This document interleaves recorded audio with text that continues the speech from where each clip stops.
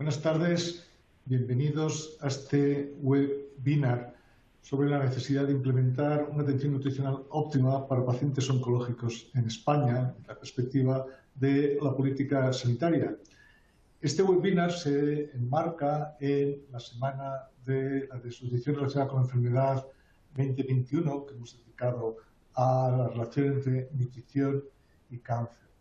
Y tengo la satisfacción de poder presentar a todos los participantes en este webinar al profesor Ole Lindqvist. Ole es profesor de cirugía de Örebro University en Suecia. Él se formó en el Instituto Karolinska, ha trabajado también muchos años ahí y ha jugado un papel destacado en la lucha contra la desnutrición, primero como chairman de la Sociedad Europea de Nutrición Clínica y Metabolismo, ESPEN, también como fundador de la Sociedad Internacional ERAS y también como chairman de ONCA, Optimized Nutrition Care for All. Ole es una referencia europea en la lucha contra la desnutrición. Ha publicado numerosos artículos, investigaciones en el área metabólica, por ejemplo, de la influencia de la variación del aporte de hidratos de carbono en la respuesta de estrés metabólico en el paciente quirúrgico. Y desde la perspectiva de ONCA y de ERAS, nos puede hablar bien de la importancia de la nutrición para el paciente con cáncer. No podemos olvidar que uno de los tratamientos pautados para la enfermedad oncológica es el tratamiento quirúrgico. Ole, we thank you for accompanying us this afternoon, and I will invite you to introduce this webinar with your experience regarding the fight against malnutrition in ESPEN, ONCA, ERAS, etc. Thank you very much, Miguel. It's a pleasure to see you again, even if it's at a distance. And I'd like to thank the organizers for the opportunity to be with you today. I wish I could be there in person because I love Spain, but we'll just have to do it this way today. Now, I have been spending my life in surgery, and I've always had a big interest in trying to make the patients recover quicker. And being involved in major cancer surgery for many, many years, it was very obvious that we need to manage the patient's nutritional status and metabolism and what we do with surgery in order to have the patients to recover. And of course, many of these operations are big operations, and the patients are under a lot of stress. And getting involved with my nutritional interest in ESPEN many, many years ago, and eventually having the opportunity to also serve in ESPEN and for the different committees, I realized that the malnutrition that we're facing, all of us clinicians, were going unnoticed in many cases, so that people didn't really realize that this was an additional problem that we needed to deal with. For many years, it was a focus on obesity and the problems that obesity brings. But we really did understand that there was a need to do something about the undernourished patients as well. Now, about 15 years ago, it opened up an opportunity to gather a lot of different stakeholders, not just the professionals with the interest in clinical nutrition, but many, many others, such as the hospital managers, the insurance companies, industry, and of course, various different professional organizations, but also eventually we got the involvement of the patient organizations. And all of this we gathered under one umbrella, where we felt that we should start to talk to the top level of politics in Europe, the EU. And we initiated in 2007 what was called the Fight Against Malnutrition, which was really an awareness campaign to show everybody who had a stake in this, from governments to local politicians to colleagues and not least to patients, that this is something that we need to do something about. We formed an alliance in a charity called the European Nutrition for Health Alliance. And after having driven this awareness campaign, we felt that it was time to move to the next phase. And we called that the ONCA campaign. It stands for Optimal Nutritional Care for All, which is really a very broad concept where we have all these different stakeholders together. We are working at all the different levels of care and influence of care, from the EU level with various projects to different governments, and of course with all the different organizations in the different countries to actually implement and use strategies to get better nutritional care for all patients in all different situations. Now, the ONCA campaign is doing a lot of things, and what we're experiencing right now, tonight, is one of those. It's the Nutrition Awareness Week. And I'm glad to see that the Spanish, like so many other times, thanks to our fantastic colleagues in the Spanish SEMPE organization, is one in the forefront and driving this and helping us to spread the word for the benefit of many, many patients in Spain. Now, the ONCA campaign is actually something which is, I think, very important, especially in these times that we're living in. Because for almost 2 years now, we have been facing a very dramatic change for all of us with the COVID-19 pandemic. I don't need to tell you who live in Spain the harshness of that disease and what it meant to all of us and how many losses that many of us have faced. But it also has created some insights to a very important reality that we're facing right now. And again, as a surgeon, I can see that we have really a big problem facing us now, but also for the foreseeable future because of COVID. Now, COVID brought a lot of very tough things for many of us. But if I'm going to pinpoint one good thing, because regardless of everything else, sometimes in really bad things that are happening to us, there could be some good things. And the one thing that we have been suffering from in surgery and anesthesia, and I think in most parts of medicine, has been a very slow adoption of new information and new knowledge. And what COVID-19 showed us was that we were able, as a medical community, to change our practice very drastically and very fast to meet the challenge of what was coming at us like a tsunami, more or less.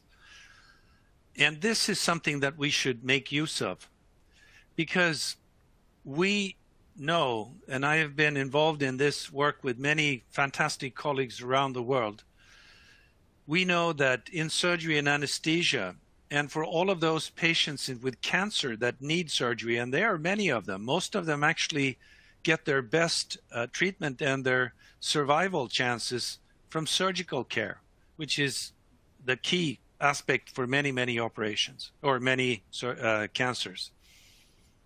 We know that we are not delivering the best and the optimal care. So we initiated what we called was enhanced recovery after surgery programs, where we've been going to the literature to find out all the details of what can help the patient to recover quicker.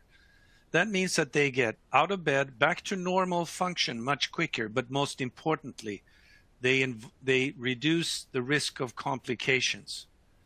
Not only are complications very dangerous when they happen, because they are the main cause for people actually not surviving their surgery, but they're also something that the patient will carry with them for a long period of time, and that will shorten their lifespan. Now, we will never get definitive data on this, but there's lots of big data sets where they have been following patients for up to 10 years, showing that if you have a complication following your surgery, your survival chances are down by about 60 to 70% over a time period of 10 years. Now, we have been showing in our own data, followed just for 5 years, that we had an association with better care according to our guidelines, with fewer complications in surgery, also resulting in better survival chances down the line, about 40% reduction. Now, COVID, coming back to COVID, we have a huge backlog of surgeries in just about every country right now. I've been picking up some data from different countries, and I'll just give you one example. The UK, they showed earlier this year that they had a backlog of about 4 million patients. No, sorry, about 2 million patients. And a few months later, they were almost up to 5. And their estimate from the Royal College of Surgeons in London is that this may rise because they simply don't have the resources to manage all of this in the coming years, even if COVID is dropping down. So we're in for a huge challenge. We have a systems delay to care for surgical patients. And unfortunately, even though I know that all my colleagues and all the hospital managers, everybody involved, has done their best to make sure that the patients with cancer still get their surgical care, there's yet a lot of patients who have been delayed in their care. So we have a systems delay of treatment for cancer patients in many countries. But more than that, because of COVID, a lot of patients haven't even gone to the doctor for their symptoms. And we can see from the diagnostics of in cancer care that many patients are coming much later. So we have a patient delay as well, because they've been afraid of going to the doctor. Maybe they didn't want to even, well, they didn't want to acknowledge their symptoms, or they didn't have their normal checkup when they talked to the doctors. So we have two things that are actually delaying the care of these patients. And what does that do to the patients and their possibility to actually get past their treatment? Well, it's going to cause nutritional outcomes to be worsening. Their nutritional status is going to be much more worse. And so we have an issue here, because we know that if we give proper nutritional care alongside all the rest of the care, it's going to be a very important part of their recovery, especially in surgery. But I think this is actually true for a lot of other disciplines in oncology treatment in general, because a poor nutritional status has been shown to worsen the outcomes for everybody involved. And here we have a situation where this is becoming a very much bigger and significant factor in the outcomes for all these patients. So here we have a mission that is going to be stronger than ever. We're going to have to try to use the positive side of what we have done in the back side of the entire situation. We should use the momentum that we proved to ourselves and everybody else that we can change.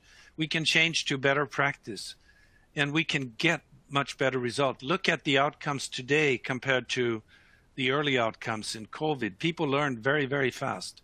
And I believe that it was the collaboration between people in charge of the management, all the way from governments, all the way to the people who were in charge on the floor, actually taking care of the patients.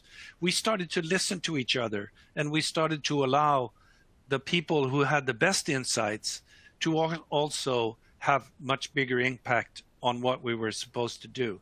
Now, this is happening with our ERAS implementation as well. So that's something that I would really like to see happen. But ONCA can help on a much broader scale, because we can work together and put all the stakeholders together to really sit down, identify the problems, not just for the surgical patients, but for all, and make sure that we address the problems of nutritional deficiencies, poor nutritional status, to improve the outcomes of the patients of Europe today. So I give it to you that this is what is in front of us. A huge challenge. We have the tools, we have the knowledge from ESPEN and many others, and we have the system that we can put in place with what ONCA can offer, and we should do it together. So it's not over yet, but I look forward to working with all of you to help move this part of the treatment to where it belongs. Thank you very much. A brilliant introduction to this webinar. You have put the perspective of our fight against malnutrition, especially for patients with oncological diseases. And now it's my pleasure to introduce Cristina Cuerda, who will be the moderator of the next presentations. Cristina, as you can read in the program, is a physician of the Clinical Nutrition Unit of Hospital Gregorio Marañón in Madrid. She's also an associate professor of the medical school in Universidad Complutense. Now I will be introducing Cristina in Spanish. And Cristina es actualmente la secretaria general de ESPEN, de la Sociedad Europea de Nutrición Clínica y Metabolismo. También trabaja como liaison officer de ESPEN con ONCA, y Cristina fue la presidenta del comité organizador de la conferencia ONCA que se celebró en España en 2016. Gracias, Cristina, por todo tu trabajo en la lucha contra la desnutrición, y te invito ahora a moderar este webinar con los siguientes ponentes. Muchísimas gracias, Miguel, y muchísimas gracias a todos los participantes hoy en este webinar enmarcado dentro de la Semana de la Desnutrición en España y dedicado a nutrición y cáncer. Y la verdad es que es un placer tener hoy con nosotros a tres ponentes de diferentes disciplinas. La primera de ellas es la doctora Diana Cárdenas, que nos va a hablar de la nutrición como derecho del paciente. Después tendremos la oportunidad de escuchar también a una eurodiputada, Margarita de la Pisa, sobre la implicación europea en la lucha contra el cáncer. Y finalmente tendremos a la doctora, miembro del Parlamento de Navarra, que nos va a hablar de propuestas legislativas sobre la desnutrición relacionada con la enfermedad. La jornada de hoy se enmarca dentro de un webinar o un seminario político. La semana que viene tendremos la oportunidad de tener un nuevo webinar dentro de esta Semana de la Desnutrición. Y voy a presentar a la primera ponente, que es la doctora Diana Cárdenas. La doctora Diana Cárdenas es médico cirujano, es profesora de la Universidad del Bosque en Colombia, es editora asociada de la revista Clinical Nutrition ESPEN y también editora jefe de la revista Nutrición Clínica y Metabolismo de la Asociación Colombiana de Nutrición Clínica. Y sobre todo, Diana es la coordinadora de un grupo internacional sobre expertos dedicados a los derechos a defender los derechos de los pacientes respecto al cuidado nutricional. Este grupo de expertos que ella lidera y que va a definir muy bien ahora en su presentación, que incorpora a diferentes profesionales que están involucrados en diferentes sociedades internacionales. Es un placer tener a Diana con nosotros hoy. Tenemos la suerte que además ella habla español, ella es de Colombia y nos va a hablar sobre la nutrición clínica como derecho del paciente. Así que Diana, puedes empezar tu conferencia cuando quieras. Solamente decir que las preguntas y las respuestas van a estar, las vamos a hacer al final de las tres ponencias para una mejor comprensión de todo el webinar. Adelante, Diana.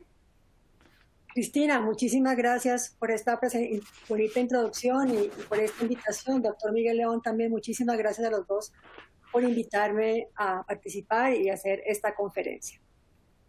No veo mi presentación en este momento. Tengo la pantalla en blanco. Si me podéis ayudar.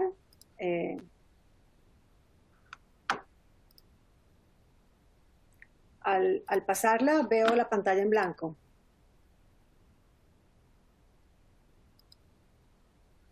Estoy viendo el programa y luego paso a la primera diapositiva mía y veo simplemente en blanco. Si me indicáis qué debo hacer.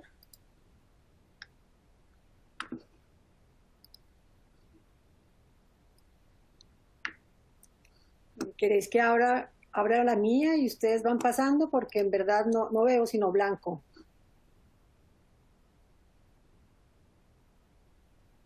Aquí mismo en mi pantalla veo en blanco. No sé ustedes qué están viendo. Es que no veo la pantalla, entonces abro la mía en mi computadora.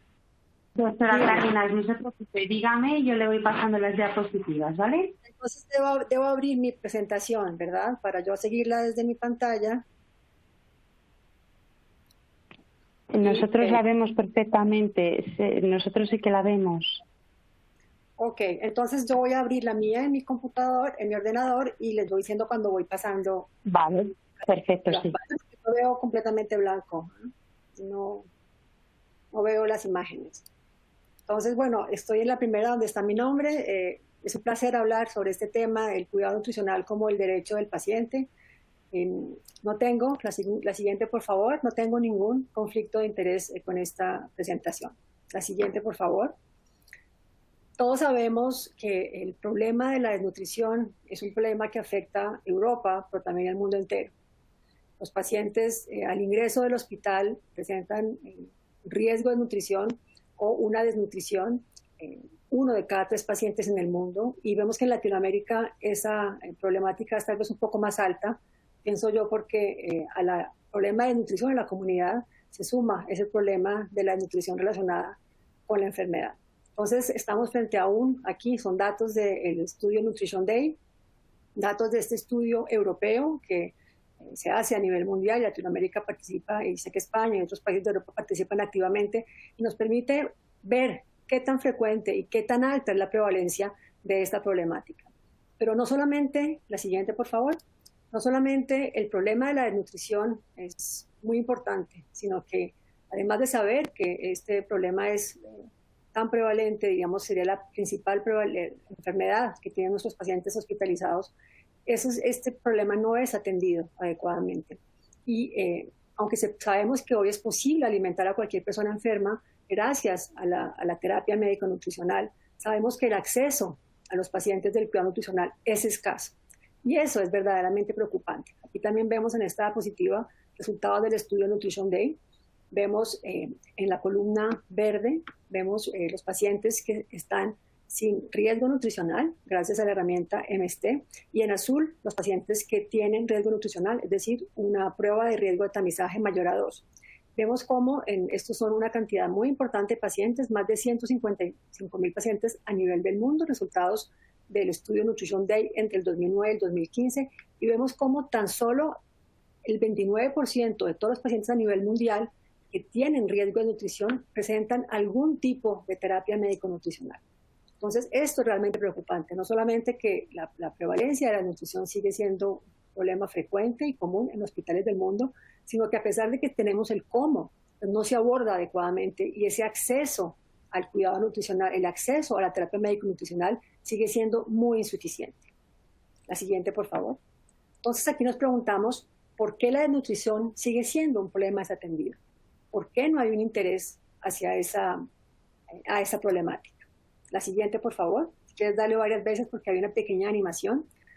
Aquí frente a la pregunta de por qué la desnutrición sigue siendo un problema desatendido, podemos enumerar distintas hipótesis, ¿no? Y diferentes factores que en la literatura se han ido citando frecuentemente. Por un lado, y todos sabemos que hay una ausencia de consenso universal sobre la definición de los criterios diagnósticos de la desnutrición relacionada con la enfermedad.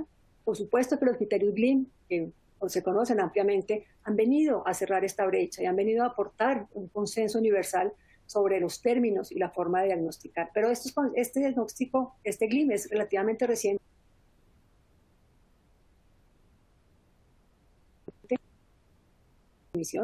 Por otro lado, no se tienen en cuenta los aspectos económicos de la desnutrición, poca investigación.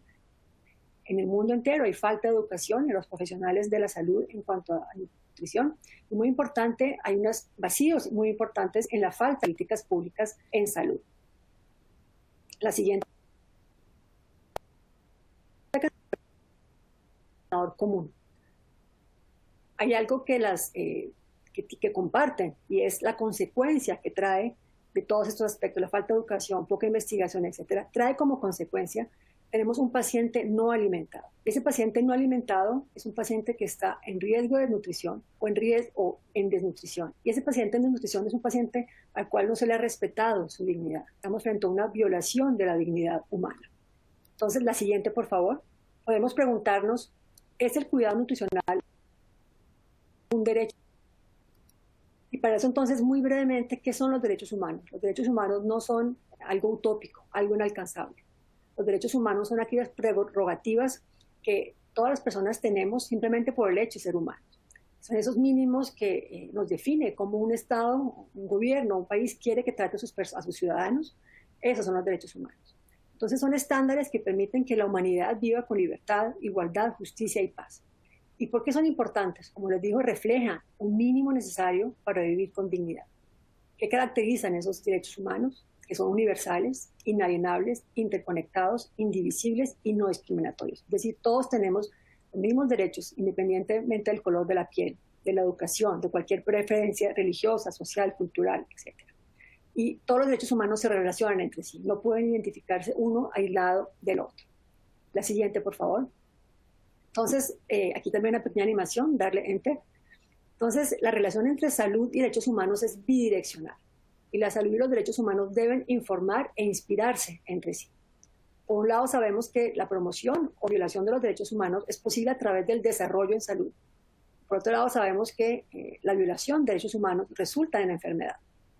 Sabemos también que los principales determinantes de la salud están en el medio ambiente. Entonces, es posible reducir la vulnerabilidad a la enfermedad a través de garantizar los derechos humanos. La siguiente, por favor. Entonces nos preguntamos, y el punto central aquí es que ¿será posible que reconocer ese cuidado nutricional de los pacientes como un derecho humano? Y aquí lo hemos hecho en relación al derecho a la salud y el derecho a la alimentación, y recordamos que la Declaración Universal de Derechos Humanos, firmada en el año 48, después de las atrocidades del Holocausto, en su artículo 25 define que toda persona tiene derecho a un nivel de vida adecuado que le asegure, así como su familia, la salud y el bienestar, y en especial la alimentación, el vestido, la vivienda, la asistencia médica y los servicios sociales necesarios. En este artículo está implícito tanto el derecho a la alimentación como el derecho a la salud. Entonces, nos hemos reunido un grupo internacional de trabajo con expertos de las diferentes sociedades científicas, ESPEN, ASPEN, PENSA, la latinoamericana FELAMPE y la asiática WASPEN, para reflexionar sobre cómo se relaciona la nutrición clínica y los derechos humanos. Hay antecedentes muy importantes, como por ejemplo la resolución de la Unión Europea, el Consejo de Ministros de la Unión Europea del año 2003, donde se reconoce que el acceso y que el derecho a la alimentación es importante en los hospitales. Otras declaraciones, como más recientemente la Declaración de Cartagena, donde se hace énfasis también en esos derechos humanos. Sin embargo, aquí este grupo de trabajo lo que quiere reflexionar y pensar es cómo se relaciona la nutrición clínica con los derechos humanos de una manera novedosa. Entonces, para el primer ejercicio que hicimos fue escribir este artículo de posición internacional. En este artículo lo que queremos es, primero, proporcionar ese vínculo y caracterizar el cuidado nutricional como un derecho humano, es decir, cómo se puede definir. destacar la necesidad de un diagnóstico y tratamiento temprano de esta desnutrición y defender el cuidado nutricional como parte del proceso holístico de atención del paciente. Entonces, en última, lo que estamos haciendo es poniendo un nuevo enfoque, el enfoque basado en derechos humanos, en la nutrición clínica. Y es muy importante entender que esto implica una colaboración interdisciplinaria, no solamente entre medicina y nutrición y dietética, sino también con ciencias humanas y sociales, ciencias biológicas y ciencias farmacéuticas. Y es muy importante decir que este enfoque es una estrategia más para crear conciencia sobre la necesidad de un acceso universal al cuidado nutricional. Entonces, de esta reflexión surge, en el centro de la atención está el paciente. Debemos siempre poner el centro del paciente. Y ese paciente lo que trata es de respetar su no esté desnutrido, su cuidado nutricional está íntimamente relacionado con el derecho a la salud y el derecho a la alimentación. Y este derecho al cuidado nutricional debe entenderse como el acceso que tienen todas las personas a beneficiarse de un cribado tamizaje nutricional, de un diagnóstico, una valoración completa del estado nutricional, de recibir una alimentación médico-nutricional completa. La siguiente, por favor. Aquí estoy en la diapositiva donde dice nutrición clínica y derechos humanos. El derecho humano al cuidado nutricional puede ser definido por. Entonces, si estamos diciendo que el derecho al cuidado nutricional es un derecho humano, tenemos que ser capaces de definirlo como se hace cualquier derecho humano. Y para ello entonces debemos definir un alcance, un fundamento y titulares de obligaciones. La siguiente, por favor. Es muy importante decir que no estamos defendiendo el derecho a no sufrir de desnutrición. Tampoco la obligación de alimentar a todos los pacientes en cualquier etapa de la vida y en cualquier costo. Por el contrario, creemos que este enfoque basado en derechos humanos implica, desde el punto de vista ético, que debe tomarse la decisión para el paciente, la mejor, y esta puede incluir en muchas ocasiones no alimentar. Entonces, esto a veces crea confusión y la gente puede pensar que el hecho de decir que el derecho al cuidado nutricional es un derecho humano o que la nutrición clínica es un derecho humano, estamos defendiendo que la persona debe siempre tener una sonda o un catéter y estar alimentada hasta el último suspiro de su vida. Eso no es lo que estamos defendiendo. Al contrario, tenemos que hacer énfasis en que el enfoque de derechos humanos también implica un compromiso ético y a reflexionar hasta cuándo y por qué alimentar a los pacientes. La siguiente, por favor. Entonces, la primera forma de definir los derechos humanos es establecer un fundamento. Y al igual que otros derechos humanos, el fundamento de los derechos humanos es la dignidad humana. Aquí de manera muy breve recordarles qué es la dignidad. La dignidad a veces puede ser criticado como concepto porque dice que se utiliza para una cosa y lo contrario. Los que defienden la eutanasia lo hacen por la dignidad de la persona, y los que están en contra de la eutanasia lo hacen por la dignidad de la persona. Entonces, ¿de qué hablamos cuando hablamos de dignidad? La dignidad es ese valor intrínseco que tenemos todas las personas simplemente por el hecho de ser seres humanos. Las cosas tienen un precio, las personas tenemos un valor y ese valor es la dignidad humana. La siguiente, por favor. Este enfoque de derechos humanos también se puede definir, o la nutrición clínica se puede definir en el momento en que identifiquemos los titulares de obligaciones. ¿Quién tiene la obligación de este derecho? Sabemos entonces que puede ser el Estado, los responsables políticos, los gestores institucionales y los profesionales sanitarios y cuidadores. Todos tenemos esa obligación de promover el acceso al cuidado nutricional. La siguiente, por favor. Entonces aquí nos preguntamos, ¿cómo puede el enfoque basado en derechos humanos beneficiar a la nutrición clínica y en particular la atención del paciente? Sabemos entonces que beneficia tanto a los pacientes, a los profesionales de la salud, a las sociedades científicas y a las que toman las decisiones y hacen las leyes. De esta forma sabemos que el paciente tiene el derecho a beneficiarse de todo el proceso de cuidado nutricional, como les dije, a ser identificado su riesgo, a una valoración, a recibir nutrición, etc. Los profesionales de nutrición clínica, los profesionales de salud, médicos, nutricionistas, etc., tienen el deber de garantizar esa atención nutricional óptima y oportuna, respetando la dignidad de las personas, es decir, respetando sus valores, su forma de ver la vida y su forma de ser alimentado. Las sociedades científicas tienen el deber de promover el cuidado nutricional como un derecho humano. Y los gobiernos están obligados a respetar, proteger y cumplir el derecho a beneficiarse de todo el proceso de cuidado nutricional. La siguiente, por favor. Entonces, más específicamente con respecto a los pacientes, la nutrición clínica requiere un enfoque centrado en el paciente en el que las necesidades y los derechos del paciente y su familia o el cuidador sean muy importantes. La siguiente, por favor. Para los clínicos, La ética y los derechos humanos deben ser los valores que guíen a los profesionales de la nutrición clínica. Las normas de derechos humanos, los valores éticos y los principios pueden contribuir a avanzar en la lucha contra la desnutrición. Y sabemos entonces que de manera muy práctica, ¿qué puedo hacer yo para respetar este derecho? Tratar a la persona de manera justa, con respeto, con igualdad, con dignidad y respetando su autonomía. Y esto está íntimamente relacionado con los derechos humanos, tanto la salud, la alimentación, como el derecho al cuidado nutricional. La siguiente, por favor.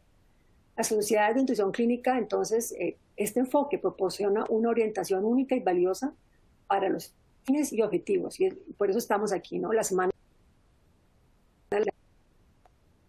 y el programa especial más Alianza Más Nutridos, pues realmente puede tener de base,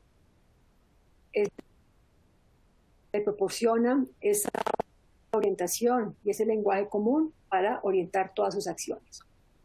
La siguiente, por favor. Los responsables políticos, los que hacen las leyes y la política. Este enfoque puede ayudar a cerrar entre los médicos, los científicos y los responsables políticos. Este enfoque debe constituir entonces la base de políticas públicas en materia de nutrición clínica. Esto me parece muy importante y quiero subrayar lo que decía en la introducción el doctor Oli Longquist, en la medida en cual todas esas acciones que ellos realizan desde el programa Optimal Nutrition Care for All, cómo este ha permitido reunir diferentes partes en torno a esta problemática común, pero sigue siendo una brecha, sigue habiendo a veces en ocasiones un espacio que hay que cerrar entre los médicos de evidencia científica y lo que deciden los políticos. Y justamente este enfoque de derechos humanos permite eso, cerrar esas brechas y una comunicación entre los diferentes partes interesadas. Entonces, de manera concreta, ¿qué implica el enfoque basado en derechos humanos? Implica ante todo un compromiso ético muy importante. Implica identificar los deberes específicos para actores de la nutrición clínica. E implica también identificar prioridades y objetivos, como por ejemplo mejorar la investigación, los aspectos económicos, crear una cultura institucional que valore la atención nutricional y promover el empoderamiento del paciente. Entonces, para ir cerrando, quiero dar algunos mensajes clave. Primero, el cuidado nutricional debe considerarse como un derecho humano fundamental, intrínsecamente ligado al derecho a la alimentación y al derecho a la salud. El paciente tiene derecho a ser diagnosticado de desnutrición relacionada con la enfermedad, recibir una dieta hospitalaria regular, una dieta terapéutica modificada o con suplementos, una terapia médica nutricional por parte de un grupo interdisciplinario de expertos. Muy importante este mensaje, el enfoque de derechos humanos en nutrición clínica podría contribuir globalmente a la construcción de una perspectiva moral, política y jurídica del concepto de cuidado nutricional. Este enfoque puede ser la piedra angular del fundamento de instrumentos políticos y jurídicos en el ámbito de la nutrición clínica.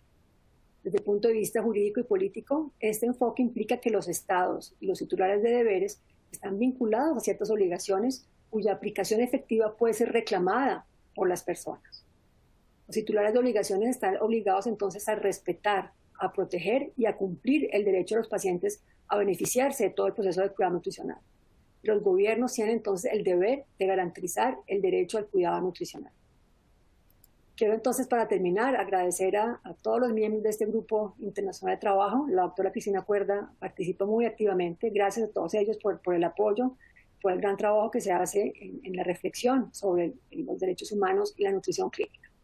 Invitarlos también a que se unan a luchar por mejorar el acceso de nuestros pacientes al acceso al cuidado nutricional. Estaremos celebrándolo el próximo día 10 de diciembre en el Día Internacional de los Derechos Humanos. Si quieren conocer más, lean nuestro artículo de posicionamiento, que es en acceso libre, y tenemos un canal de YouTube donde pueden ver videos y más información. A todos, gracias por su atención y muchísimas gracias.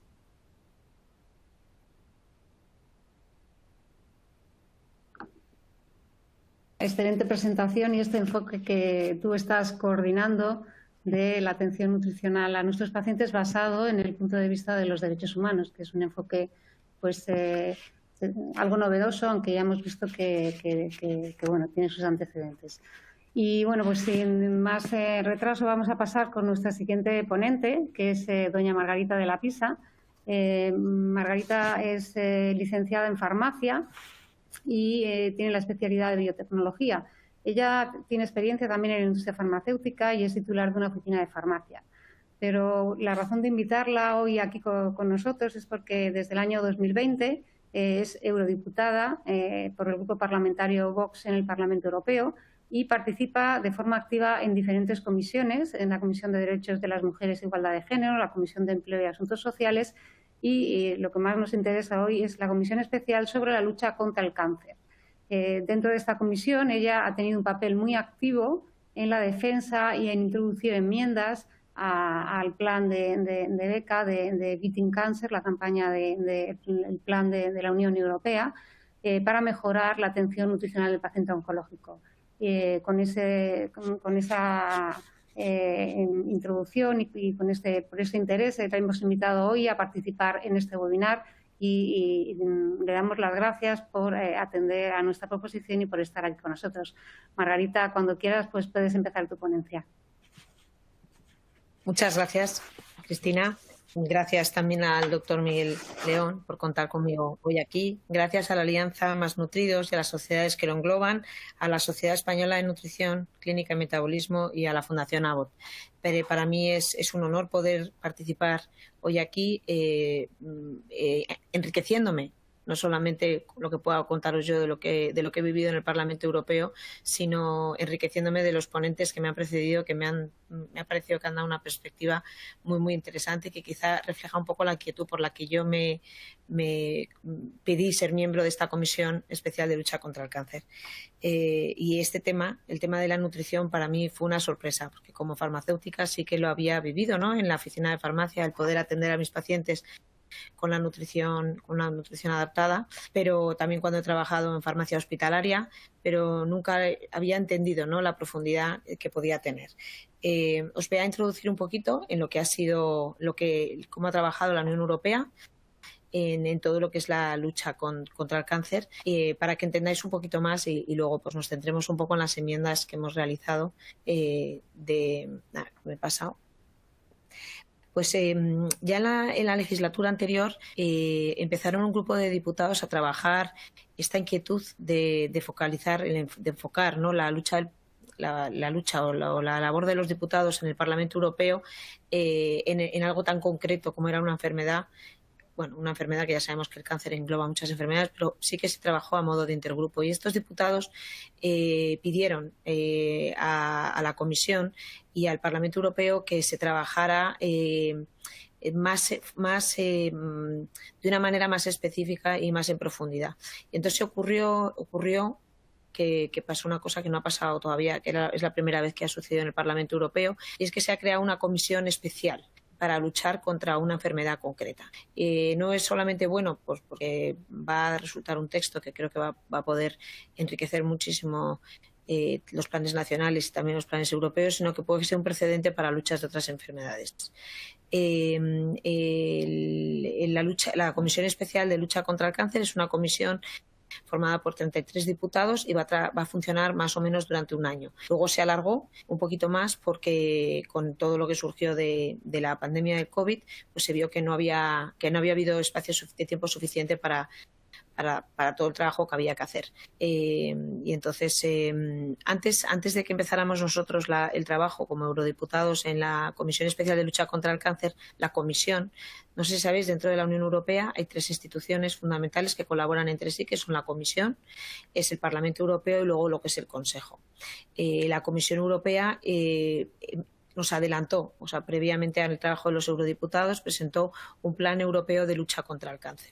Fue un documento pues donde hablan sobre todo pues de la prevención, del diagnóstico precoz, del tratamiento, del seguimiento asistencial, un poco pues todo el tema de innovación, pero cabe resaltar que, por ejemplo, un aspecto tan importante como es el de la nutrición, está completamente ausente.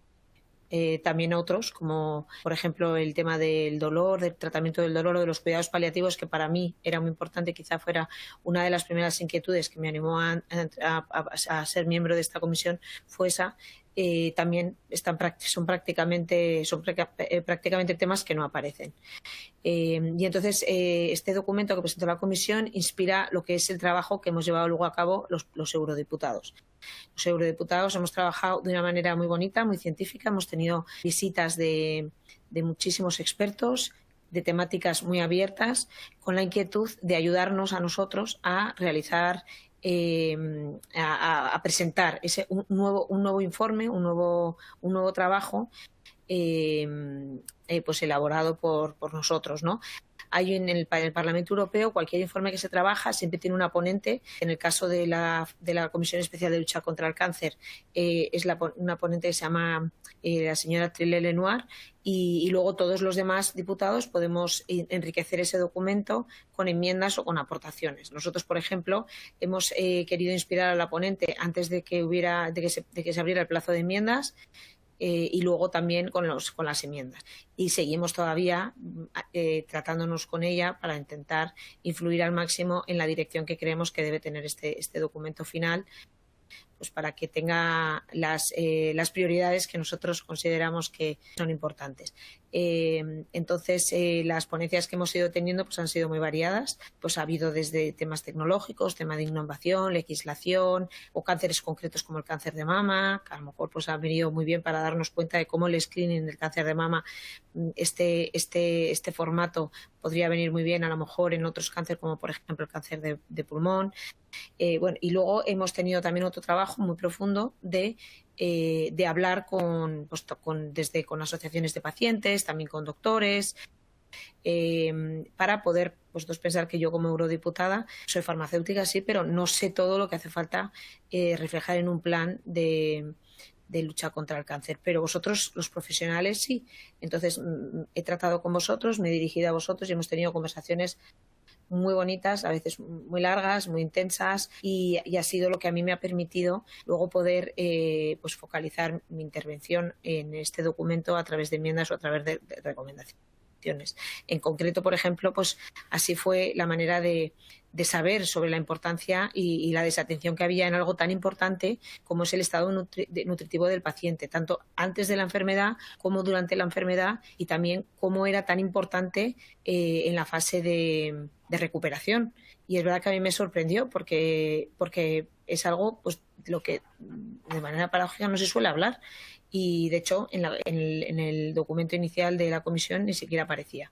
Entonces, en esas conversaciones que yo he tenido pues con la doctora Cristina Cuerda, también con el doctor Alfredo Carrato, de diferentes asociaciones, pues hemos podido elaborar enmiendas. En total, por ejemplo, al documento inicial se presentaron, como podéis ver en esta diapositiva, 1.537 enmiendas, es decir, muchísimas. O sea, ha habido una participación inmensa de todos los diputados, ha habido mucho interés porque ha habido muchas conversaciones de cada diputado en cada país para llegar a saber qué conclusiones podían sacar, intentando que al final la lucha contra el cáncer esté más coordinada, sea más homogénea, o sea, los problemas que puede haber en un país dejen de haberlo por inspiración de otros, porque la innovación o los avances de un país se beneficien otros. Se ha tratado muchísimo el tema del acceso a los medicamentos, de una negociación de precios.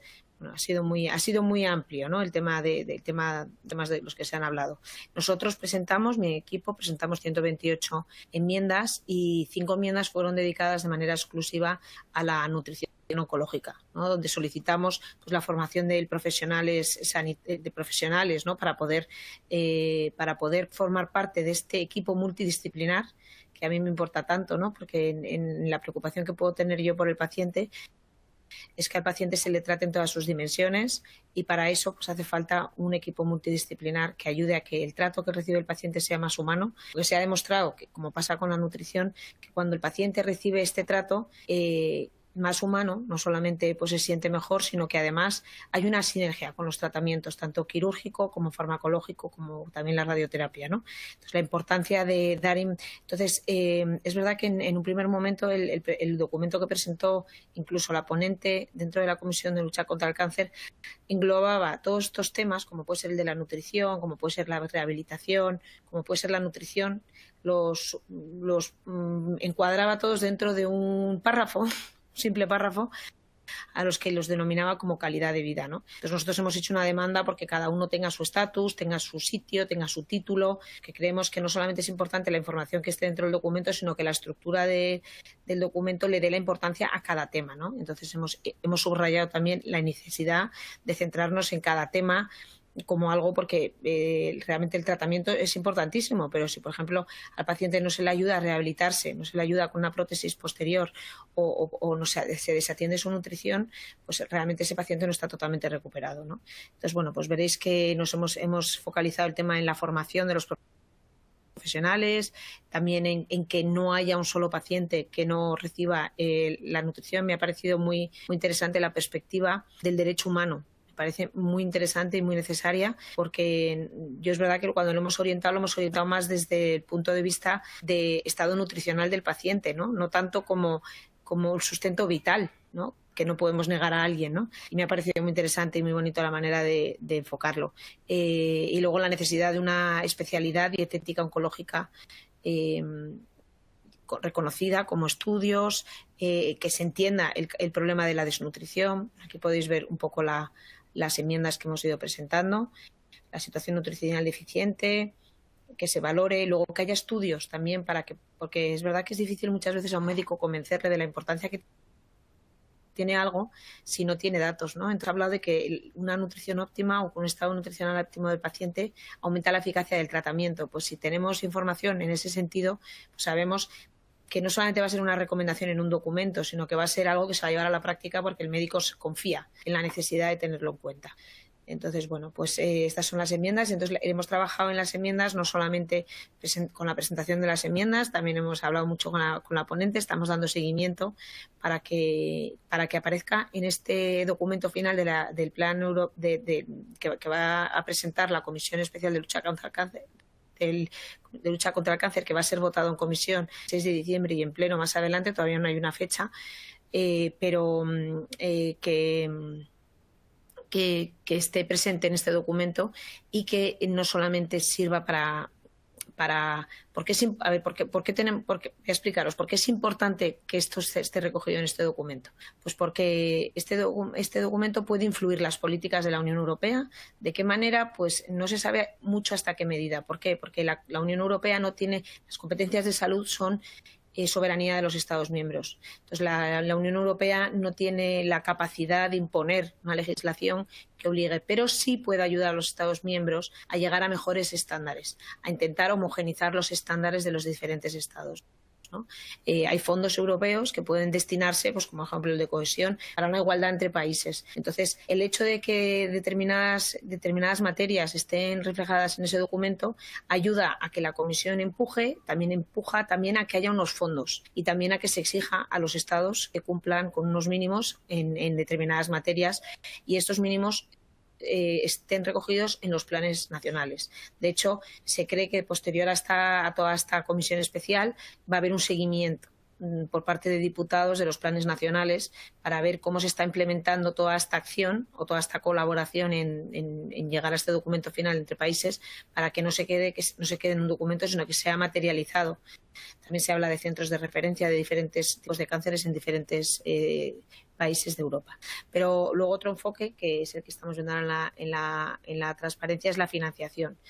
De poco hubiera servido que la Comisión Europea o el Parlamento Europeo decidan centrarse en el tema del cáncer si no le destinan unos recursos, ¿no? Y entonces pues se habla de 4.000 millones de euros para el Plan Europeo de Lucha contra el Cáncer, que están divididos como en diferentes tipos de fondos, ¿no? Pues hay uno que es el EU for Health, que es de 1.250 millones de euros, y esto viene a ser todo salud. O sea, no está solamente destinado, este fondo no está solamente destinado a la lucha contra el cáncer, sino que es para todo lo que tiene que ver con salud, que es verdad que se ha visto reforzado por la pandemia. Yo cuando llegué al Parlamento Europeo me incorporé como eurodiputada justo después del Brexit.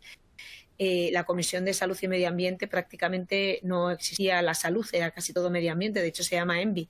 Y la sorpresa fue que pasó la pandemia y justo pues se ha redimensionado esta comisión y ha pasado a ser lo contrario. O sea, por supuesto que sigue siendo muy importante de medio ambiente, pero la dimensión salud se ha engordado muchísimo, ¿no? De hecho, no solamente estamos tratando este tema de la Comisión Especial de Lucha contra el Cáncer, sino que se está replanteando la estrategia farmacéutica a nivel legislación, para aportar una seguridad jurídica. Yo también estoy trabajando en este tema, también para intentar una reindustrialización de Europa, donde demostremos una autonomía, donde Europa demuestre una capacidad innovadora, y en este sentido, bueno, pues estamos colaborando mucho con todo lo que es el tema de la lucha contra el cáncer por la casuística que tiene, sobre todo la innovación de los cánceres que no tienen lo que se reconocen como enfermedades raras, que están huérfanos, ¿no?, a nivel de tratamiento. Pero luego también está todo el tema de Europa Digital, donde se habla del espacio europeo de datos, que también se cree que puede ser un impulso muy grande, ¿no?, porque ante una muestra de pacientes mucho más grande, pues las conclusiones que se pueden sacar son mucho más grandes. Luego está pues Erasmus, pero ya más enfocado no solamente a estudiantes, sino también profesionales sanitarios donde puedan. Y luego está el fondo Horizonte Europa, que es quizá el más interesante, porque Horizonte Europa es un fondo inmenso, pero dentro de este fondo han dedicado una misión específica a la lucha contra el cáncer. Veréis que son 5 misiones, o sea que la manera de trabajar de misión es un poco también novedosa, igual que lo es la Comisión Especial de Lucha contra el Cáncer, porque es una manera de trabajar con objetivos muy concretos. Por ejemplo, en los objetivos de cáncer, pues es disminuir en 3 millones el número de muertes de personas por cáncer. Tenemos aquí un vídeo que a ver si puede poner, pero si puedo verlo, explica un poquito. Too often, cancer cuts life short and shatters families. Especially when cancer hits children, it can affect them for the rest of their lives. Almost 4 No se está viendo, ¿verdad? Pues sí. Too often, cancer cuts life short and shatters families. Especially when cancer hits children, it can affect them for the rest of their lives. Almost 4 million Europeans per year are diagnosed with cancer. This disease still kills 1.2 million people per year. But there is good news. Screening, diagnosis, treatment and survival rates are improving all the time. But we still need to do more together. Together, we have to improve prevention. Together, we have to care for all. Together, we can save lives with more and better research and innovation. The European Commission has set up a board of top scientists, clinicians and patient representatives to advise on how best to do this. Because we all have experience of cancer, either directly or through loved ones, friends and colleagues. And because we are in Europe, let's work on this mission to fight cancer together. Tell us your concerns, what needs to improve. Let's share this journey together.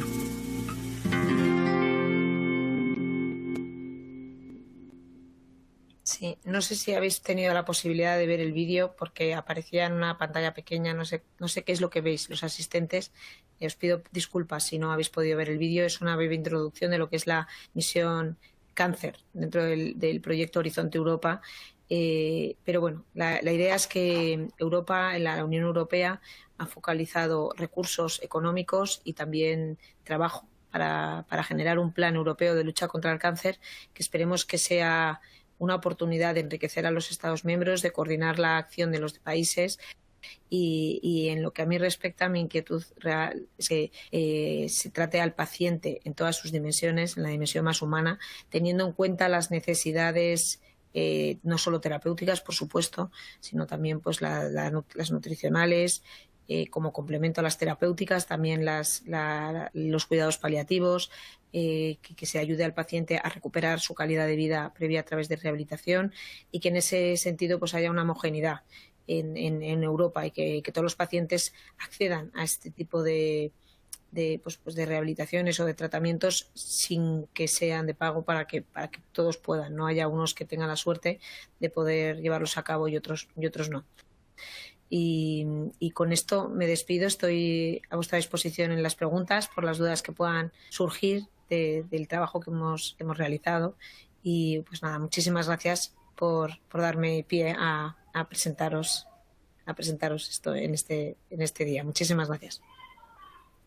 Mira, aquí está mi correo electrónico accesible a todos vosotros, cualquier inquietud que tengáis, pues deseando representaros. Para eso estoy aquí como eurodiputada, o sea que poneros en contacto conmigo para cualquier inquietud que podáis tener en esta dirección. Muchas gracias. Bueno, pues muchísimas gracias, Margarita, sobre todo por explicarnos mejor cómo funciona la Comisión Europea y por tu excelente trabajo y por llevar la bandera de la nutrición al paciente oncológico y defenderla en las enmiendas. Así que muchísimas gracias. Y ya vamos a pasar a nuestra tercer ponente hoy en este webinar, la doctora Cristina Ibarrola. Cristina es licenciada en Medicina y Cirugía y es especialista en Medicina de Familia y Comunitaria. Ella además ejerció como médico en atención primaria y en servicios de urgencia del Hospital de Navarra pues durante 10 años. Quiero decir que tiene amplia experiencia práctica y luego ha tenido numerosos puestos en el ámbito de la gestión. Ha sido subdirectora de atención primaria en Navarra Norte, directora de atención primaria y directora gerente del Servicio Navarro de Salud. Después ocupó cargos de la Dirección General de Salud del Gobierno de Navarra y es responsable de la Estrategia de Cronicidad de Navarra. En los últimos 2 años ejerce como parlamentaria foral y portavoz de la Comisión de Salud del Parlamento de Navarra. Por lo tanto, es muy importante que ya su papel también desde el punto de vista de la gestión y su implicación en la política, ella nos va a hablar sobre las propuestas relacionadas con la mejora de la desnutrición relacionada con la enfermedad, las propuestas políticas que existen y es muy interesante estas propuestas legislativas que hoy en día existen en España y en diferentes parlamentos españoles. Cuando quieras, Cristina, puedes empezar. Muchísimas gracias por asistir. Bueno, pues muchísimas gracias a ti, Cristina, a la Alianza y a Abbott por la invitación. Sí, voy a empezar. No sé si es premonitorio de algo, pero hace 3 años, coincidiendo un poco con el proyecto que hicimos cuando yo entonces estaba de responsable de la estrategia de cronicidad en Navarra y se implementó el cribado y la valoración del estado nutricional dentro de la estrategia de crónicos, me pidieron dar una charla y puse esta primera diapositiva. Y yo no sé si quería decir algo, pero venía a decir que habitualmente en los sistemas sanitarios estamos muy preparados para emergencias agudas, y ponía el ejemplo entonces de la gripe A, pero no para otro tipo de pandemias como la obesidad o la desnutrición relacionada con la enfermedad. Tengo que decir que pasado este tiempo y después de casi 2 años de pandemia por COVID, quizás me reitero en que todavía más hemos focalizado la respuesta de los sistemas a esa respuesta aguda a lo emergente y hemos olvidado todavía más pues todo lo que es la atención a pacientes crónicos, que incluye, por supuesto, el cribado, la valoración y el tratamiento de la desnutrición relacionada con la enfermedad y que probablemente nos vaya a pasar factura a lo largo de los próximos años. De ahí la importancia de ponerle remedio cuanto antes. Bueno, por poner un poco en contexto, el estudio Predices ya nos decía hace 10 años que el impacto económico de la desnutrición en España, de la desnutrición en pacientes ingresados, era de 1.143 billones cada año. Ese estudio se acaba de volver a realizar, un estudio en España de cuál es la situación actual y si hace 10 años la desnutrición relacionada con la enfermedad tenía una prevalencia de casi un 24%, pues ahora ya está en un 29,7%. Se incrementa notablemente con el incremento de la edad, llegando a casi un 35%, y en pacientes con cáncer, que era donde nos estábamos focalizando hoy, pues alcanza prácticamente un 40%. De ahí la importancia de esa valoración precoz, ese cribado precoz para poder hacer una valoración exhaustiva y tratarlo.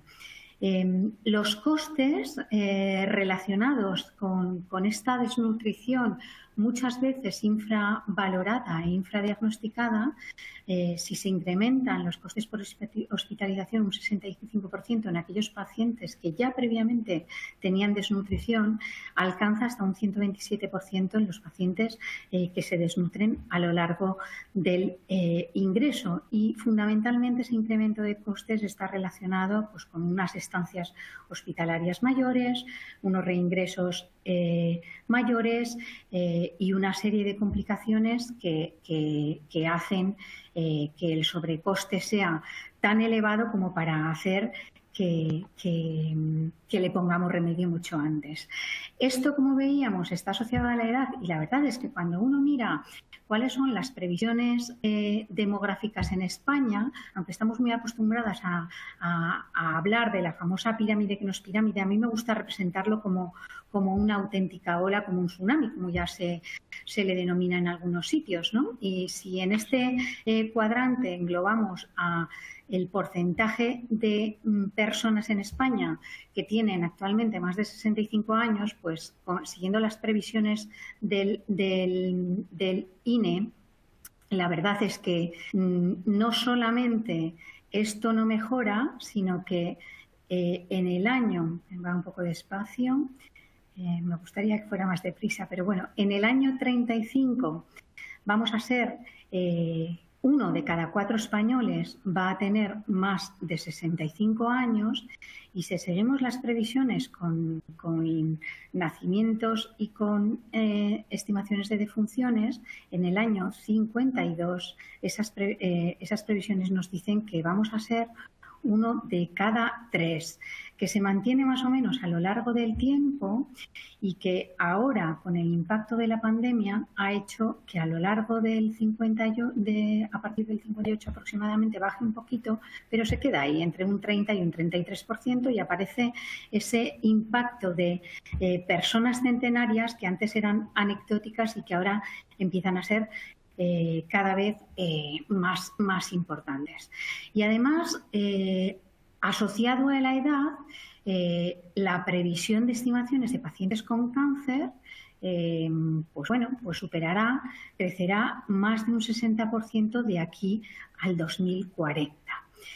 Si tenemos en cuenta los diferentes tipos de cáncer y los diferentes estudios, entre un 15 y un 40%, va a tener desnutrición relacionada con la propia patología, que sube a un 80% cuando hablamos de una enfermedad oncológica avanzada, con una etiología evidentemente multifactorial, un factor pronóstico adverso, porque el 10% de muertes van a estar relacionadas con complicaciones por la desnutrición, solamente están tratados entre un 30 y un 60% y necesitamos equipos multidisciplinares de abordaje a la patología del cáncer que incorpore además una valoración y tratamiento de la desnutrición relacionada con el paciente oncológico.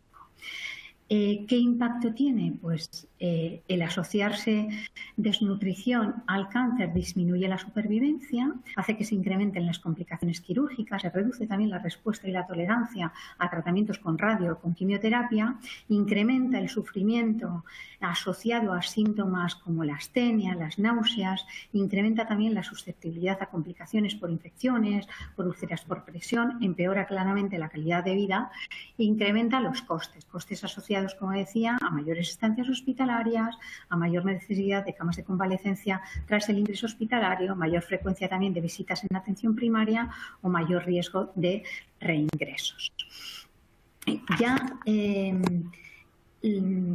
Perdón, que es que no veo bien las diapositivas, pero el incremento de costes, como decía, podría evidentemente minimizarse si consiguiéramos hacer un cribado, una valoración y un tratamiento adecuados. Y además hay evidencia que asocia el tratamiento con suplementos orales que es coste efectivo y también coste efectivo en estudios de coste-utilidad.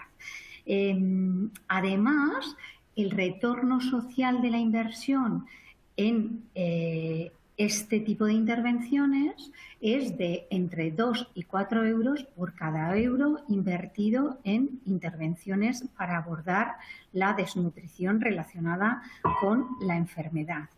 Y cuando intentamos evaluar cuáles son las razones de este infradiagnóstico, de este infratratamiento de la desnutrición relacionada con la enfermedad, existe un consenso unánime en la necesidad del cribado, pero existen efectivamente una serie de factores que lo dificultan, entre ellos la formación y la sensibilidad de los profesionales sanitarios, el exceso de confianza de los profesionales sanitarios a que una apreciación personal basta y no es necesaria herramientas validadas de cribado, la falta, eso de siempre lo hemos hecho así, o la falta de herramientas estandarizadas validadas, la falta de recursos, fundamentalmente el tiempo, la dificultad para identificar el método de cribado más adecuado y una falta de una política claramente definida y con unas directrices claramente definidas de apuesta para abordarlo. Se hace imprescindible priorizar estrategias integrales de atención al cáncer y en ese sentido me alegra haber escuchado la intervención anterior de la Comisión Especial sobre Lucha contra el Cáncer a nivel europeo, pero también a nivel nacional y a nivel autonómico o a nivel de centros hospitalarios que incluyan cribado, valoración y tratamiento nutricional.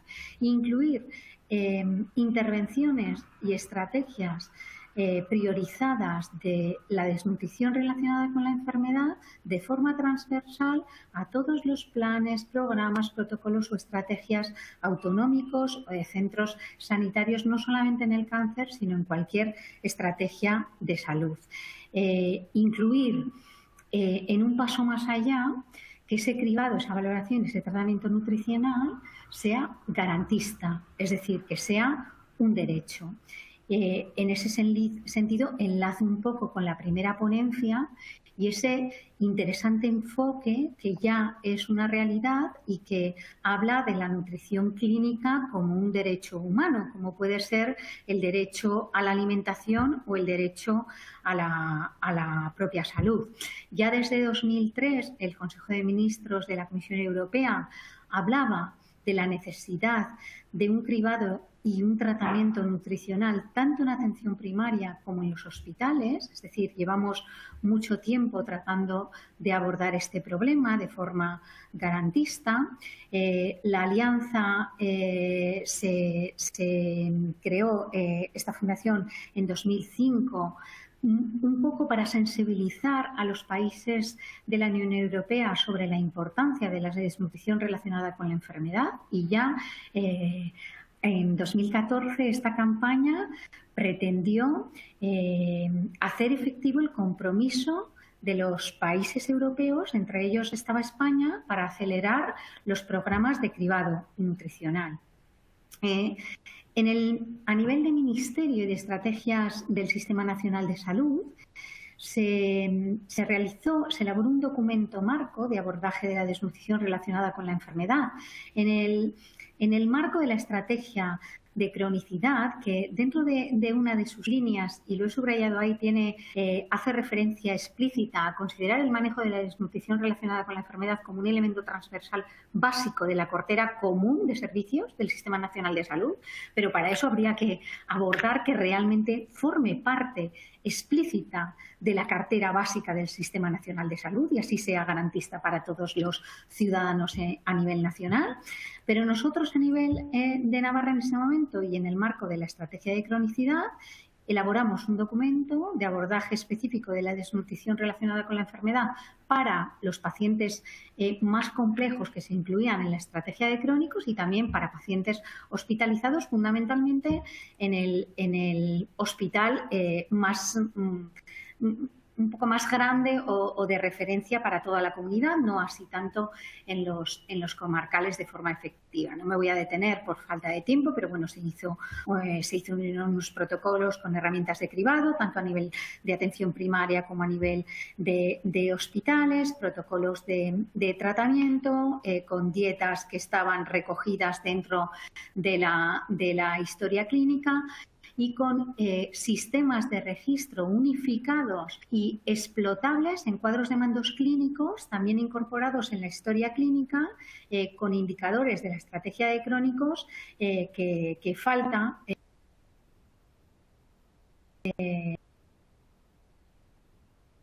y he revisado todavía que faltaba por incorporar estos pacientes de forma que en un cuadro de mandos lo ves de forma sencilla y luego con un listado de los pacientes puedes entrar en historia clínica y al que no lo tiene realizado, pues hacérselo para facilitar un poco hacerlo y garantizarlo de forma proactiva.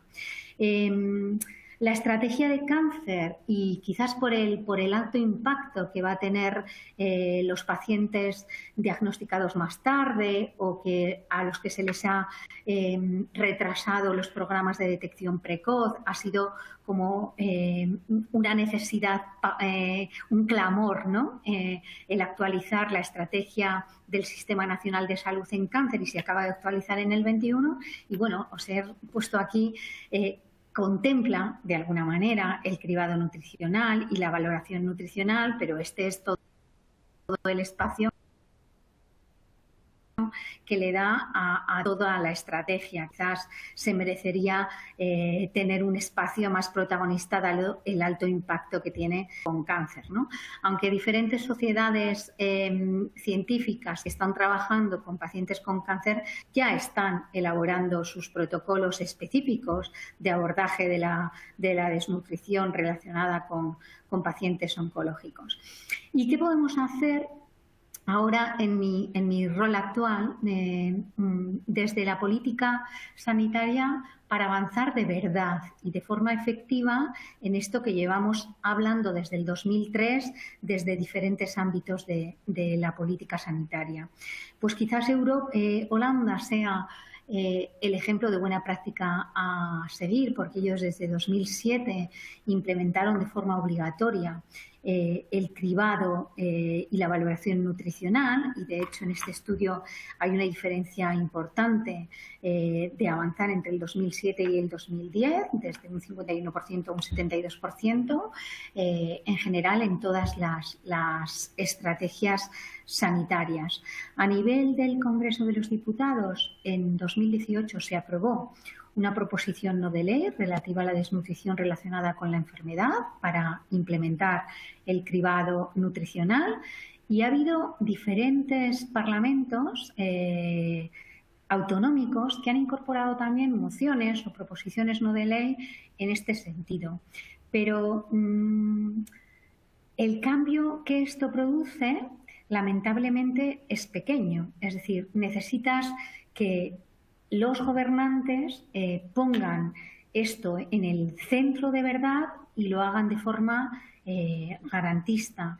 ¿Y cómo podemos abordar que esto no dependa solamente de la voluntariedad de quien está o de que se aborde de forma distinta a una proposición no de ley que después de 3 años, sí, pandemia de por medio, pero quizás pandemia de por medio con una necesidad que se ha hecho todavía más flagrante de abordar este problema sanitario?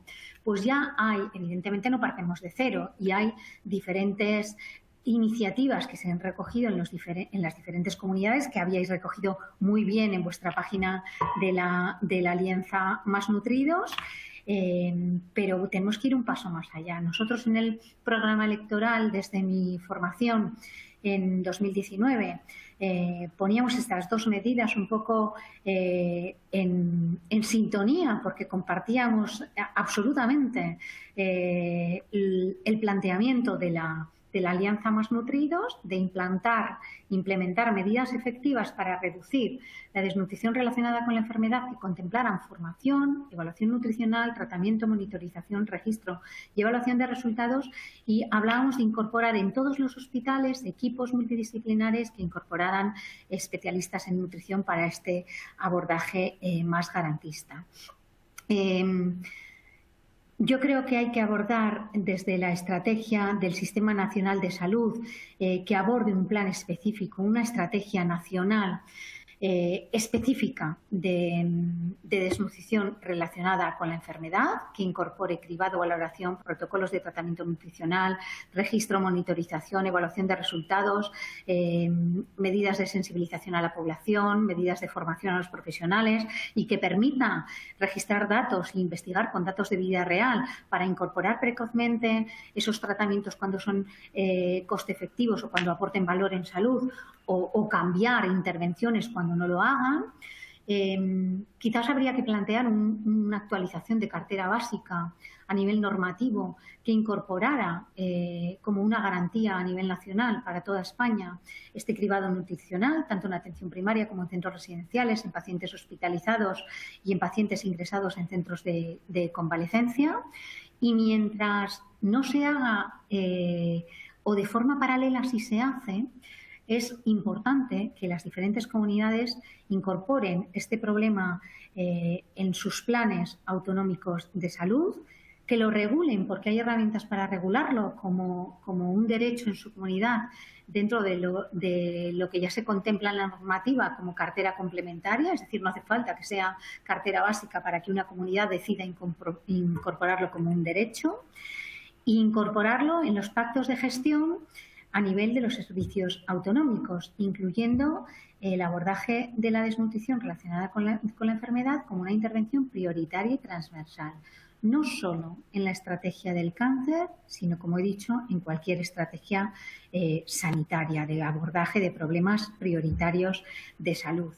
Una atención integral también, aprovecho, al cáncer, que no está en todas las comunidades. Hay algunos ejemplos, como por ejemplo, yo creo que la estrategia del País Vasco fue referente y hay otras comunidades que luego la han abordado posteriormente, pero sería interesante que además del plan estratégico a nivel nacional, cada comunidad tenga su plan integral, desde la prevención hasta los cuidados paliativos, pasando por la formación, la investigación y también el abordaje de la desnutrición. Y orientar todas estas políticas, tanto de política sanitaria como de la gestión sanitaria, hacia iniciativas en este marco que hablamos de la desnutrición relacionada con la enfermedad, que aporten valor, es decir, evaluarlas e intentar objetivar que este tipo de intervenciones y este tipo de tratamientos, no solamente en los estudios que tenemos, sino en el día a día sanitario, aportan más beneficios que costes, si lo queremos relacionar como una cosa y otra, entendiendo el valor como los resultados en salud que son importantes para el paciente con los costes que eso supone. Y esto supondrá también cambios en los sistemas de financiación, quizás incentivos en los pactos de gestión orientados a que esto sea una estrategia a la que le damos prioridad y que le damos importancia y la premiamos de alguna manera, o incluso con pactos a la hora de financiar estos tratamientos cuando realmente aporten valor a los pacientes. Bueno, quizás esta es la última diapositiva que puede parecer compleja, pero que para mí es lo que debería de recoger cualquier iniciativa, en este caso la desnutrición relacionada con la enfermedad y su abordaje, para evaluarla y poner todas las herramientas y las palancas de cambio dentro de los sistemas sanitarios para hacerla efectiva. Y bueno, por mi parte, nada más y muchas gracias. Agradeceros de verdad la oportunidad y abierta en el debate a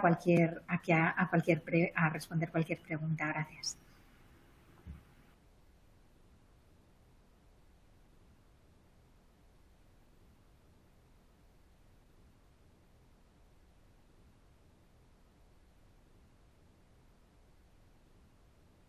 Doctora Cuerda, quizás tenga el micrófono apagado. Perdón. Muchas gracias, Teresa. Muchas gracias, Cristina, por tu charla y por darnos estas ideas y hacernos este resumen de las estrategias legislativas que existen en España y darnos la guía también de por dónde podemos seguir trabajando para implementar esta estrategia nacional y a nivel de los diferentes parlamentos de lucha contra la desnutrición relacionada con la enfermedad. Y bueno, no tenemos mucho tiempo para el debate, pero quizás sí que podríamos dedicar 5 o 10 minutos a alguna pregunta. No hay ninguna pregunta procedente del chat de las personas que están conectadas. Así que, bueno, pues yo quiero también invitar a todas las personas que están ahora dentro de la sala, por si quieren hacer alguna pregunta. Yo quizás podría empezar preguntándole a la doctora Diana Cárdenas respecto a este proyecto de los derechos del paciente dentro del derecho a la nutrición, a los cuidados nutricionales como un derecho humano. ¿Cuáles son las siguientes iniciativas que este grupo de trabajo internacional va a realizar? Que nos diga un poquito. Sí, bueno, de manera breve, porque hemos estado trabajando muy fuertemente para cumplir los objetivos del grupo de trabajo. Entonces estamos enfocados, por un lado, desde el punto de vista académico, a seguir estudiando el tema en un segundo artículo y tercer artículo sobre realmente cómo se traduce este enfoque de manera práctica para los profesionales de la salud. Entonces seguimos, por un lado, trabajando en la parte académica y por otro lado estamos enfocando acciones para poder posicionar este tema en los diferentes stakeholders, en las diferentes partes interesadas y muy importante en la parte de la política pública, y esto se alinea perfectamente con el programa de ONCA y con escuchando las últimas dos intervenciones tanto a nivel europeo, legislativo y legislativo nacional en España, como este enfoque es tan pertinente y le puede dar una base muy sólida a todas estas iniciativas o estos programas de tanto legislativos como de políticas. Entonces, me parece que nuestro grupo va a seguir trabajando en ambas direcciones. Por un lado, la parte más académica de reflexión, y la segunda, lograr llegar a esos espacios para lograr transformaciones concretas. Muchas gracias, Diana. No sé si alguien quiere preguntar algo más. Si no, yo voy a seguir preguntando a Margarita. Margarita, nos has dicho que un poco todo lo que estáis haciendo dentro de Europa, al final la repercusión que esto pueda tener en los países pues es limitada, ¿no? Pero decís que es muy importante, o has dicho que es importante resaltar o realizar algunos indicadores de resultados, ¿no? Tener indicadores de resultados que puedan ser aplicables a esta lucha frente a la desnutrición y en el caso de los pacientes con cáncer en los diferentes países. ¿Cómo ves esto? ¿Qué te parece que se puede hacer desde Europa más para ayudar y vincular a que se lleven a cabo estas políticas en los países? Sí, bueno, quizá lo he expresado mal. Es verdad que desde Europa se puede legislar en obligar poco, pero justo en lo que es lo que supone la colaboración de los países o en lo que acabas de mencionar tú, en ofrecer estudios donde, claro, si tú haces un estudio en un país, la muestra es X, pero si la haces en los 27 Estados miembros es mucho más grande, ¿no? O sea, las conclusiones que se pueden sacar con la colaboración entre los países es inmensa y la evidencia científica pues al final tiene su peso. Si se puede demostrar fácilmente, ¿no?, la sinergia que supone en cualquier tratamiento una valoración del estado nutricional y un complemento nutricional adecuado, y esto pues se evidencia no solamente a nivel de un país sino a nivel de toda Europa, pues va a imperar, ¿no?, y va a hacer que realmente pues sea algo que tenemos una evidencia científica para empujar en una dirección muy clara, ¿no? Más aún cuando hablamos de algo tan básico como es el hecho del alimento, ¿no?, que no es solamente un complemento. Entonces creo que no hay que ser pesimistas, no hay que pensar que Europa, o sea, justo yo pienso que la colaboración entre los países tiene muchísima potencia, tiene muchísima capacidad de cambio en Europa.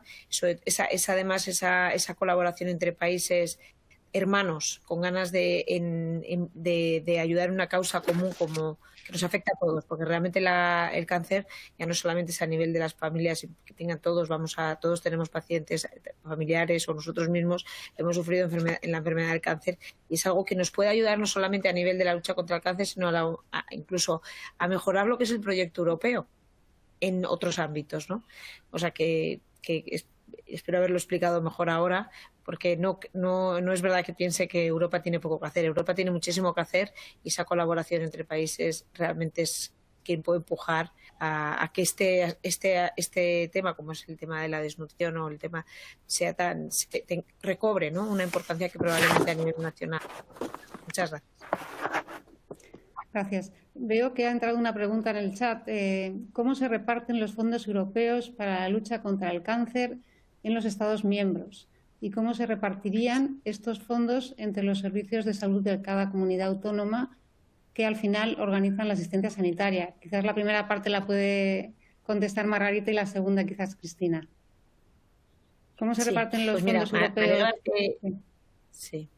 Me alegra que me hayas hecho la pregunta porque me he dado cuenta que me he quedado un poco corta cuando he explicado los fondos en este aspecto, ¿no? Los fondos tienen diferentes naturalezas. Hay unas que van directamente, es dinero que llega directamente a los gobiernos y los gobiernos deciden, siempre claro, destinándolo al objetivo del fondo, cómo gastarlos en el Estado miembro, a veces a través de comunidades autónomas, a veces son decisiones propias de presidencia, o sea, del gobierno. Pero otros, por ejemplo, el Fondo Horizonte Europa es dotación directa a los proyectos. Y ahí yo querría animar porque creo que es una oportunidad muy buena. Sobre todo porque se está por esta misión destinada a la lucha contra el cáncer, en que haya proyectos, universidades, a nivel de hospitales también. Os animéis a mirar la página web del proyecto Horizonte Europa. Ha habido unos infodays donde explica cómo presentar proyectos que fueron en julio, pero están grabados y se pueden ver. Y luego también los proyectos de Horizonte Europa, muchas veces puedes no liderar el proyecto, pero sí participar en un proyecto porque casi todo lo que viene de fondos europeos exige la participación de mínimo 3 países y también exige la colaboración normalmente, no siempre, pero de una colaboración público-privada. Entonces suelen ser proyectos donde siempre hay una universidad metida, una empresa. Entonces se puede participar muchas veces ya en proyectos constituidos como colaborador. Y en eso, por ejemplo, a mí me gustaría que España liderara más. Y en ese sentido, nosotros a nivel de oficina estamos intentando avanzar en enterarnos más de cómo conseguir esos fondos para que España pueda ser pionera, como puede ser Alemania, en conseguir esos fondos.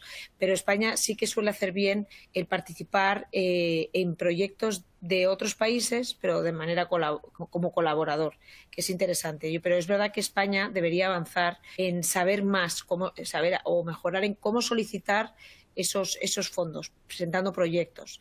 Es verdad que no es fácil porque a nivel administrativo supone un esfuerzo importante que muchas veces quien tiene una inquietud académica no sabe cómo hacer para llevar a cabo esa gestión burocrática tantas veces tan complicada. Y en ese sentido que sepáis que es una de mis inquietudes, profundizar más en este conocimiento, y encantada de caminar con vosotros, porque yo creo que muchas veces con proyectos concretos, intentando presentar proyectos concretos, se puede aprender. En otros países, por ejemplo en Alemania, suele haber una colaboración pública, o sea, es decir, los propios funcionarios de los diferentes ministerios, bien de industria, bien de sanidad, suelen ser expertos, entonces son ellos mismos los que buscan proyectos dentro de su país que encajen para solicitar fondos, ¿no? Eso en España pasa así en algún área, pero de manera muy escasa, y por eso pues muchas veces no somos líderes, ¿no? A pesar de ser líderes en lo que es la investigación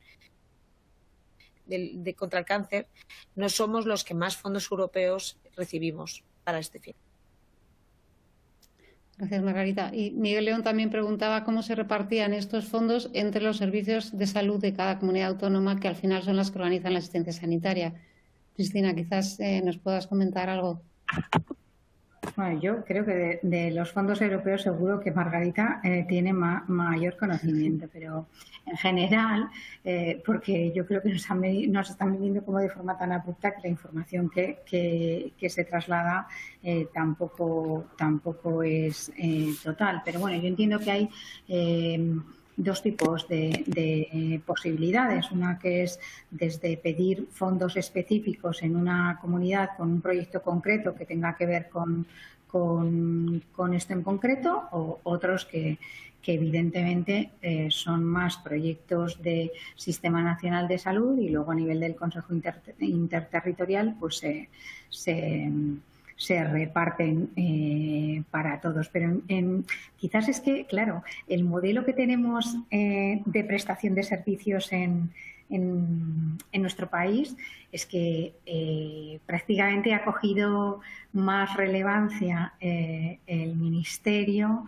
de Sanidad pues por el tema de la pandemia, pero la realidad es que las prestaciones sanitarias tienen las competencias desde hace muchísimo tiempo descentralizadas en las comunidades, y por eso decía un poco antes en mi intervención que está muy bien que haya estrategias nacionales que sirvan de marco, que tengan unas garantías mínimas, que incorporen unos mínimos que tengan que cumplir todas las comunidades, pero nuestro sistema nos da la posibilidad, sin excusas, de que cualquier sistema sanitario autonómico trabaje planes específicos en este sentido, tanto en la atención al cáncer como en la atención a la desnutrición relacionada con la enfermedad, como los dos juntos, ¿no? Entonces, yo creo que no hay ningún tipo de excusa y que, en concreto, el abordaje de la desnutrición es que hay mucha evidencia de que es coste efectivo. A mi entender es más una cuestión de creérselo, de ponerlo en el foco de lo importante y de lo estratégico y de reorganizar intervenciones y recursos para hacerlo, porque sabemos que con un poco de mirada larga los recursos sanitarios que vas a utilizar van a ser menos si lo haces y encima las personas van a estar mejor, ¿no? Entonces, se requiere una visión a más medio largo plazo y una apuesta seria de creérselo y de empezar a hacer iniciativas concretas. Pues muchas gracias. Pues yo ya cedo la palabra a Miguel León y a Teresa para la clausura. Muchas gracias por vuestras intervenciones. Muy bien, Cristina. Yo creo que ha sido un webinar excepcional por la calidad de las ponentes, las presentaciones que han realizado y nos han dado una perspectiva sobre el abordaje desde la política sanitaria de mejorar la atención nutricional. En muchas ocasiones los profesionales sanitarios no alcanzamos esta perspectiva que también han descrito los ponentes de esta tarde. Y yo quería agradecer particularmente a las tres su compromiso personal para mejorar los cuidados nutricionales de los pacientes y es muy reconfortante después de llevar muchísimos años de lucha contra la desnutrición encontrar a estas excelentes profesionales en puestos de responsabilidad relevantes que están tan convencidas de la importancia de este tema. Sabemos que hay muchos aspectos que compiten en la mejora de la asistencia sanitaria con una limitación de presupuesto, pero su compromiso con esta necesidad de mejorar la atención nutricional es muy gratificante y en nombre de la Alianza y personalmente pues os agradezco a las tres vuestro compromiso.